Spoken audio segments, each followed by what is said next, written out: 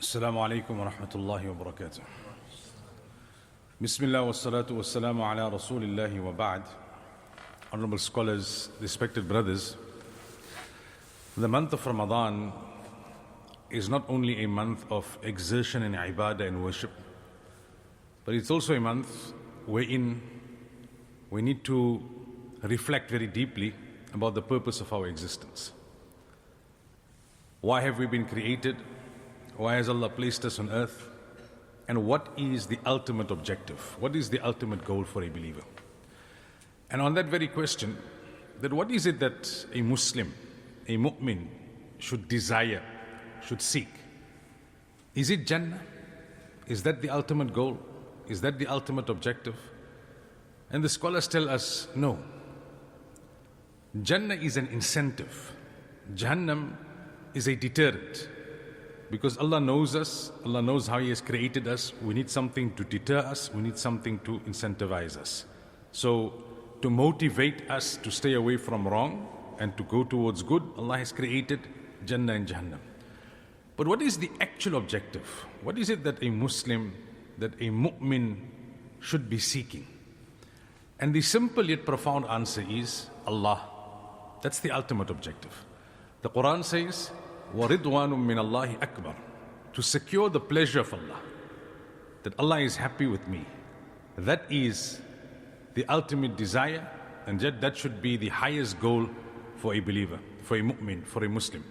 Even if we seek Jannah and we desire Jannah, there's nothing wrong with that, because Allah has created it for His pious servants. The intention should be that I want to be in Jannatul Firdaus, because Jannatul Firdaus is located right beneath the Arsh of Allah. And those who are in Jannatul Firdaus will be closest to Allah for eternity. So the objective of Jannah is not the palaces or the hurs or the rivers or the food or the drink. That is a secondary benefit. The primary objective of securing Jannah is to enjoy closeness and proximity to Allah Tabaraka wa Ta'ala. Now in terms of the year after, if you can secure Jannah, then you've secured closeness to Allah. And if you secure Jannah, it means Allah is happy with you. So you've secured the pleasure of Allah Tabaraka wa Ta'ala. But seeking Allah and making Allah your objective is also a recipe to live a happy, a content and a satisfied life in this world. If you look at it, happiness is something that everyone is seeking. Everyone desires. Everyone is looking for it. But very few people find it. Because they're looking for it in the wrong place or they're looking for it in the wrong way. Many people are looking for happiness in material items. And the science has proven that for 30 years you may desire something. Let's say a person has an aspiration to own a house, a nice, comfortable house, which is a good intention to have, it's a good desire to have. For 30 years of his life, he works towards that, he saves up money, and he purchases the house. And the day he moves into his new house, he's elated, he's euphoric, he's over the moon. That's something I've worked for over 3 decades, I've now achieved. 6 months later, that house to him is like any other house. In that house, he has the same level of happiness that he had like he was in the house prior that he was renting, that belonged to someone else. That's the nature of dunya. From the time you're a kid, maybe you aspire to have a particular car. And you have a picture of that car on your wall. And you're still at school, and you're still studying, and you're still young, but you say, one day, I want to have a car like this. And eventually at some point in your life, you purchase a car like that. So you've reached a major goal in your life. 6 months later, on average they say 6 months later, that car drives like any other car. So seeking happiness in material items will never secure you true happiness. Others look for happiness in what they call the next. So when you're a youngster, you think, I can't be happy now because I've got all these rules and all these limitations and all these restrictions. My parents got a whole list of things I can't do and I must do. In school, in madrasa, there's a whole list of things I can't do, I must do. When I'm an adult and I have my own freedom, I'm accountable to nobody but myself, then I'll be happy. Then when you become an adult, you realize, hey, you know what, maybe I'm not truly happy. Perhaps when I get married, then I'll achieve happiness. You get married, first 6 months is romance, honeymoon, then things stabilize, they normalize. You think maybe when I become a parent, I'll become happy. Then when you become a parent, that euphoria, there's that excitement. All of a sudden now you're not sleeping properly at night. Now you've got to work harder to earn more, to pay more bills. And where's this happiness coming? You're chasing it in the next and in the next and in the next.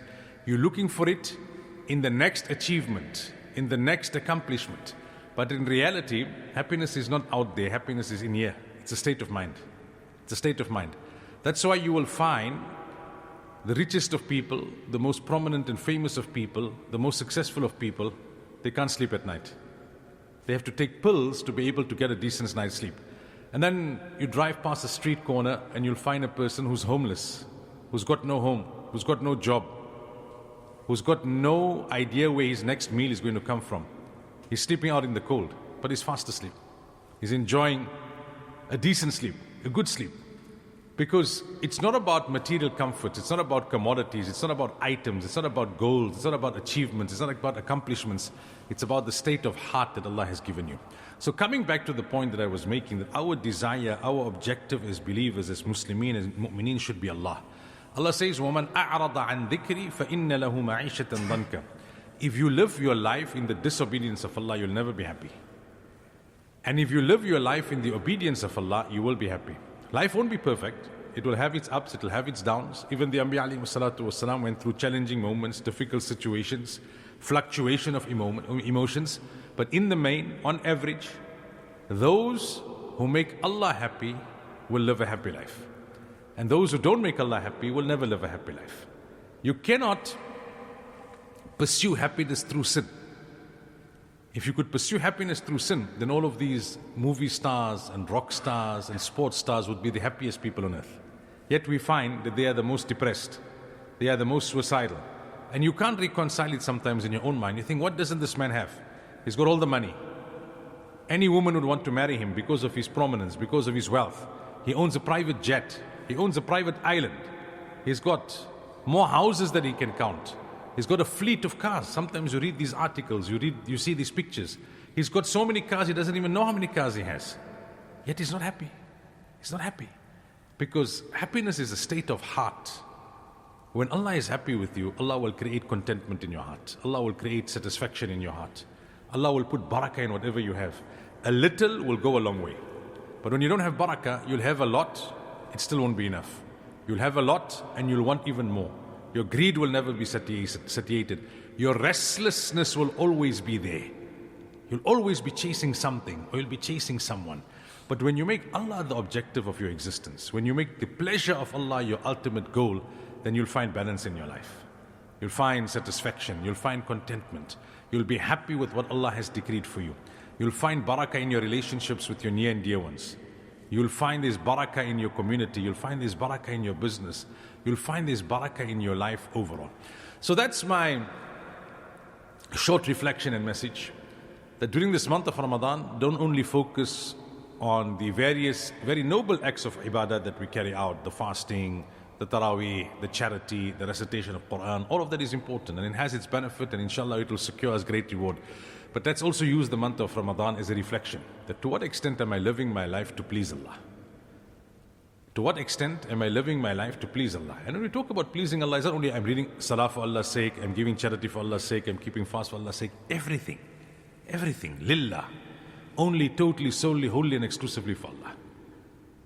Not what people say, not what people want, not what will impress people, not what won't impress people. What does Allah want? What does Allah say? What will make Allah happy? What will make Allah unhappy? And then if you can make Allah happy, you'll be happy in this world. And if you can make Allah happy, then you will secure the happiness of Allah in Jannah. And if you can make Allah happy, then you fulfill the objective of your existence and you achieve the ultimate goal. May Allah tabaraka wa ta'ala grant it to all of us. Wa sallallahu wa sallam wa baraka ala nabiyina.